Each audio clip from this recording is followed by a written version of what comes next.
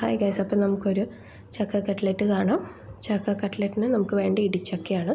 അപ്പോൾ പകുതി ഇടിച്ചക്ക ഞാൻ എടുത്തിട്ടുണ്ട്. അതിൻ്റെ കൂട്ടത്തിൽ ബേസായിട്ട് നമ്മൾ യൂസ് ചെയ്യുന്ന ആസ് യൂഷ്വൽ ഉരുളക്കിഴങ്ങാണ്. ഉരുളക്കിഴങ്ങിൻ്റെ കൂട്ടത്തിൽ ഇഷ്ടമുണ്ടെങ്കിൽ നമുക്ക് ബീട്രൂട്ടും ഇടാം. It depends.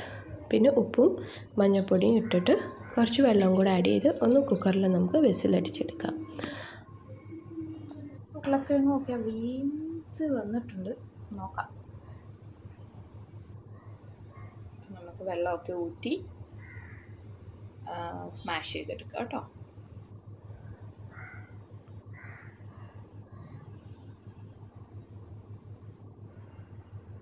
ഉരുളക്കിഴങ്ങും ഇടിച്ചക്കയും രണ്ടും കൂടെ സ്മാഷ് ചെയ്തിട്ട് മസാല ആഡ് ചെയ്യാം. ഗരം മസാല അല്ലെങ്കിൽ ഷാഹി പനീറിൻ്റെ മസാല ഉണ്ടെങ്കിൽ ആഡ് ചെയ്യാം. പിന്നെ ബ്രെഡ് ക്രംസും 2 മുട്ടയും കൂടെ അടിച്ചെടുക്കാം. പാറ്റീസ് പരുവത്തിന് നമുക്കിങ്ങനെ ഉണ്ടാക്കാം.